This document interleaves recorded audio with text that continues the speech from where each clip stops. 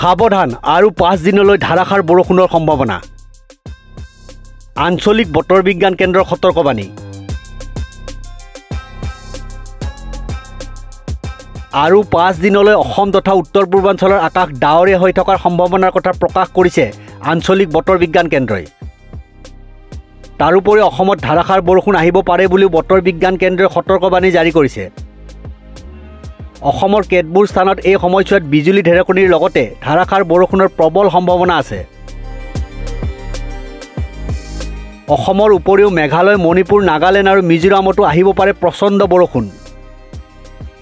এনে ক্ষেত্ৰত উল্লেখিত ৰাজ্যখনৰ বাসিন্দাসকলক অপ্ৰয়োজনত বাহিৰলৈ অহা তথা পৰ্যটন আদিৰ ক্ষেত্ৰত সাৱধানতা অৱলম্বন কৰিবলৈ পৰামৰ্শ জাৰি কৰিছে। আৰু 5 দিনলৈ অসম তথা উত্তৰ পূৰ্বাঞ্চলৰ আকাশ ডাৱৰীয়া হৈ থকাৰ সম্ভাৱনাৰ কথা প্ৰকাশ কৰিছে আঞ্চলিক বতৰ বিজ্ঞান কেন্দ্ৰই। তাৰোপৰি অসমত ধাৰাসাৰ বৰষুণ আহিব পাৰে বুলিও বতৰ বিজ্ঞান কেন্দ্ৰই সতৰ্কবাণী জাৰি কৰিছে। অসমৰ কেতবোৰ স্থানত এই সময়ছোৱাত বিজুলী ঢেৰেকণিৰ লগতে ধাৰাসাৰ বৰষুণৰ প্ৰবল সম্ভাৱনা আছে। অসমৰ উপৰিও মেঘালয়, মণিপুৰ, নাগালেণ্ড আৰু মিজোৰামতো আহিব পাৰে প্ৰচণ্ড বৰষুণ। এনে ক্ষেত্ৰত উল্লেখিত ৰাজ্যখনৰ বাসিন্দাসকলক অপ্ৰয়োজনত বাহিৰলৈ অহা তথা পৰ্যটন আদিৰ ক্ষেত্ৰত সাৱধানতা অৱলম্বন কৰিবলৈ পৰামৰ্শ জাৰি কৰিছে। News desk report, news 13।